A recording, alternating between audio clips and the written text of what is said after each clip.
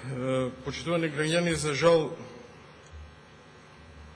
заменик министерот го прочита она што го прочита и вчера, без да даде одговор на некои дилеми што ги отворивме на комисија, и без разлика што седницата од комисијата заврши со снимката синоќа во 30 на минути после полноќ,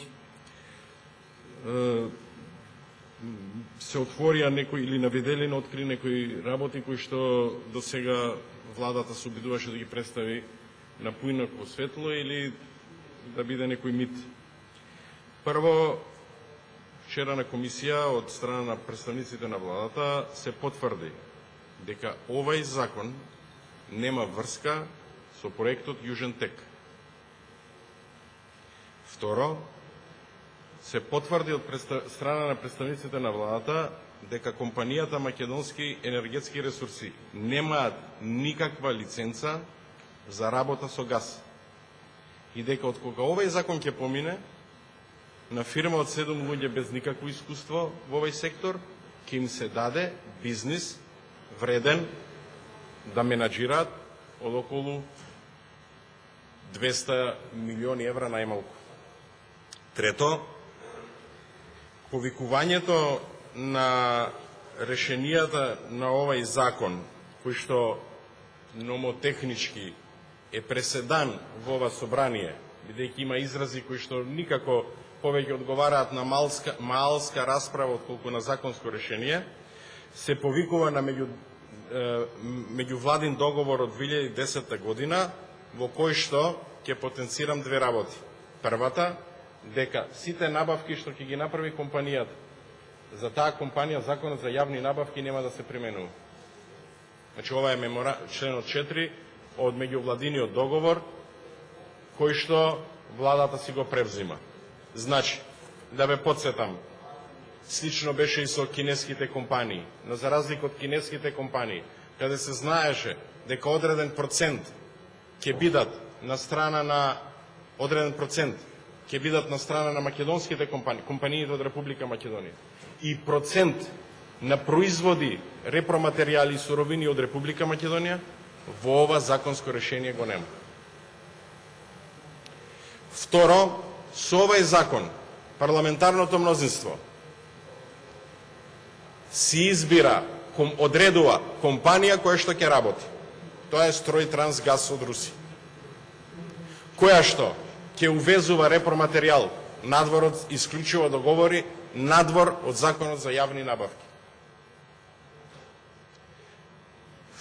Трета работа. Во законот пишува, а тоа е превземено од меѓувладиниот договор, 15 милиони 140 илјади евра се обврски на Република Македонија. Очекував заменик министерот да одговори тоа што го прашувавме вчера 5 сати.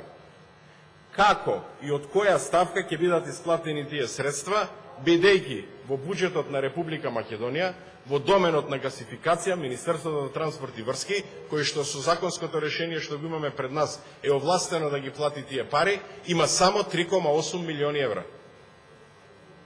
Четврто, владата го постави прашањето Министерството за економија, кој што во овој момент се бави единствено се занимава само со македонското село во Нерези, чија веб страница се уште не работи, не знам зашто.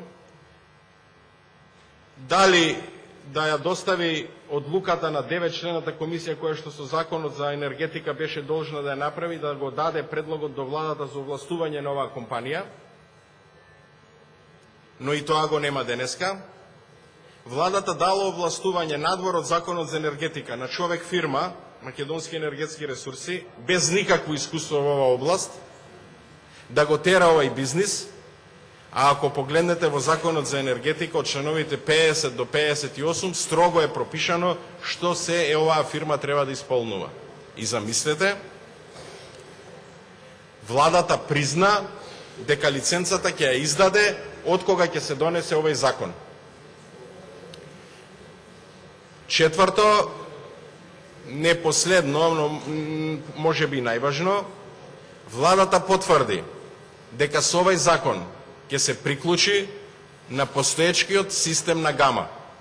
Тоа значи дека 7 години кога ве молевме да го направите тоа, вие одбивавте, нанесувајќи огромна штета на Република Македонија и нејзините граѓани. Значи можело, ама била политичката одлука и бизнис интересите на Ставревски, Пешевски, Груевски компании и ДУИ, за да не започне овој процес. Овој закон кажува дека ќе се приклучи, значи поравнувањето на клириншкиот долг ќе го прави руска компанија, која ќе се приклучи на постоечкиот гасовод во Република Македонија.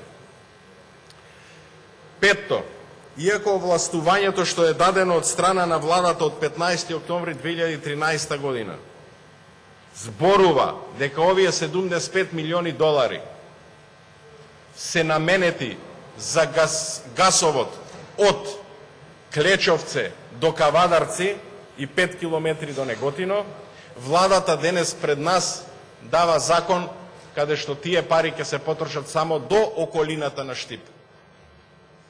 Инаку, во нормалните држави, кога правите еден проект, во некорумпираните држави, кога правите еден проект, особено за гасовод, треба да кажете дека тој гасовод кој ќе заврши, ќе го распределите на толку корисници, со толку потрошувачка и тоа ќе чини толку пари. За жал, тоа во овој момент го нема.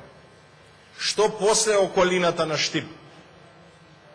Што после е прашањето?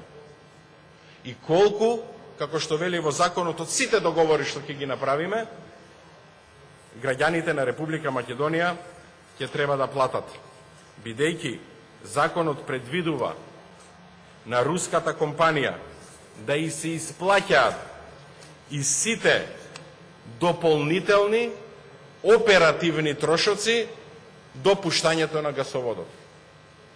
Тоа оперативни трошоци значи руската компанија ќе ангажира консултант.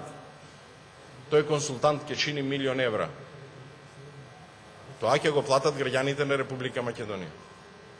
Оперативни трошоци можат да бидат и платите за дополнително ангажирани лица. Ова е закон во кој што не се знае колку ќе чини целокупниот проект. Ова е закон кој што однапред ја знае компанијата која што ќе работи. Ова е закон со кој што се потврдува дека без закон за јавни набавки ќе се одвива целата работа. И ова е закон кој што потврдува дека 15 милиони долари се обврскани Република Македонија. Ама од каде ќе се платат? И дали е тоа конечната цена на плаќање? За жал, овој закон, и го реков, го руши митот на изјавата на Ставревски дека со потпишувањето на меморандумот помеѓу Строј Трансгаз и Македонски енергетски ресурси во 2010 година започнува поврзувањето на Јужен тек. Вчера представниците на владата кажаа дека тоа не е точно. Но она што е пострашно е дека според Министерството за финанси во одговор на пратеничко прашање, меморандумот помеѓу Строј Трансгаз и Македонски енергетски ресурси е таен документ. Таков ист таен документ во соседна Србија стана хит после промената на власта, бидејќи се обелодени. И таму е трикот на се она што се прави во процесот на гасификација. За жал на Македонија, а за среќа на Србија, и тука не да осем љубомора ништо не ни останува, Србија денеска и со порак од филе на српски јазик напишано ги започнува преговорите со Европската Унија. Во 2005 година, кога Македонија стана кандидатски статус, Србија не беше ни држава во овие рамки како што е сега и во овој облик како што е сега. Само за жал, ние влегуваме во уште еден најнеизвестен период, каде што исклучиво само за потребите на предизборието е овој закон, кој што само треба да овозможи мачкање на очи и некој плюс политички поен.